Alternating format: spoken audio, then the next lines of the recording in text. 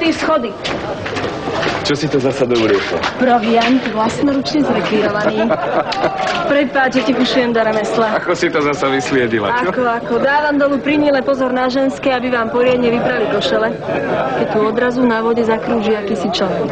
Zadržať, hovorím Ferandovi, a on na nich hneď namieril. Tak radšej ho z toho priveslovali. Nebojte sa, nič sa vám nestane. Dešam, daj tým chudákom niečo za ten strach.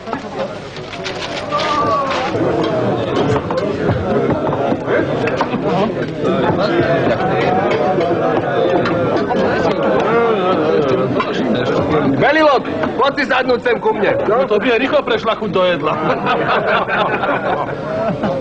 Takéto omelety sme dostávali vo vojenskej škole. Žiaľ, vždy len na kráľové narodeniny. Ale také skvelé neboli. Sú skutočne vynikajúce. Ale ako? Ako by som k tomu prišla? Nie, to naozaj nejde. Ale drahá, keď ti občan veliteľ preukazuje tú česť. Hodím sa naozaj lepšie do kuchyne ako k stolu. Isté by som vašu pani sklamala. Veľmi pekne ďakujem. Nie za čo ďakovať, občianka Furézová. Najisto s vami rátame. Zajtra o 1:00. Moja žena vás určite očakáva. Dobrú noc. Nemôžem a nechcem. Choď za ním a vysvetli mi to. Ja ťa nechápem. Myslíš, že by som šla kamsi k stolu, kam ma pozvali aj teba nie? Prečo nepozvali aj teba? Mňa, poručíka? Ako by to vyzeralo ja pri stole s generálmi? Ak som im dobrá ja, musíš byť aj ty. No hlúpejší sa zrejme dali zastrašiť, ale mne bolo jasné. Keď už raz budem sedieť na palube, rybá ma hodiť nemôžu. A tak som si kúpila námornícku uniformu, akú nosil môj brat. François ma najprv nespoznal. Potom sa rozosmial a v noci ma prepašoval na loď.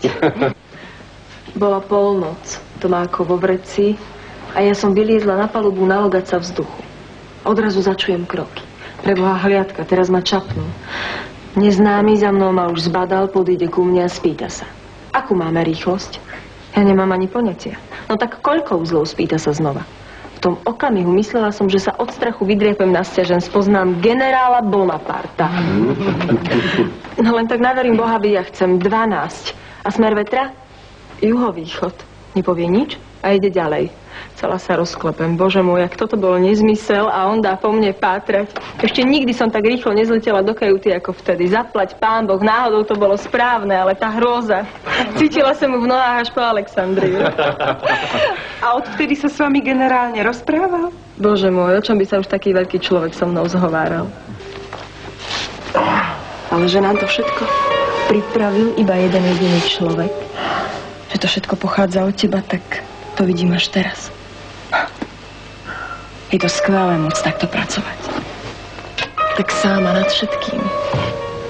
Tak veľkolepo. Lebo veľké je len to, čo človeka prežije. Hoci aj dieťa. Beli, pomôž mi. Daj mi syna. Áno, ja chcem od teba syna. Mocného, zdravého a dôverčivého ako ty. Len potom dostane celá moja drina nejaký zmysel. Nemôžeš pre neho niečo urobiť. Vymeniť ho za iných zajatcov. Ani náhodou, dalo už dosť námahy dostať ho na more. Prečo sa smejete? Nesmejte sa. Už to, čo som vykonala, bolo dosť podlé. Ale aby sa kvôli mne z neho ešte aj smiali, tak to nestrpím. Upokoj sa. Keby aspoň vedela, ako som to spustila. Keby som to mohla povedať. Potom by mohol opľuť, aj by som to znášala ľahšie, ako keď viem, že si o mňa po celý čas robí starosti a myslí si, že som mu verná. Ja som nikdy nepovedala nič podobné. Tak uvedte svoje dôvody teraz. Ja som súhlasila s rozvodom, pretože poznám a vážim si Françoisa Furéza ako čestného človeka. A zachovala som sa voči nemu podlo. Musím s tebou hovoriť. Nie, tu nie. Tu človeka sledujú. Celá ulica nás pozoruje. Dobre, tak u teba. Je tam predsa dosť miesta, oveľa viac ako u nás v Carcassonne. Odomkni. Ku mne nikto nesmie, François. Ja som to musela slúbiť ministrovi. Aj keby som chcela, ja nemôžem. Strašne sa pre tebou hanbím. Zabudni na mňa, François. Nechaj tú nešťastnú vec na pokoji. Naopak, mienim ju poriadne rozhýbať, tak poďme.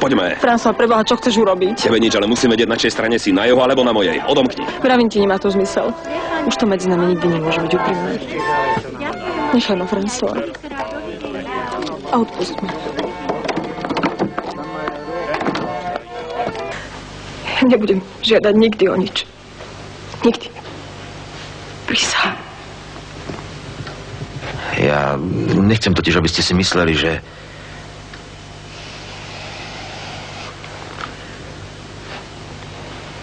Maj sa dobre, Belilot.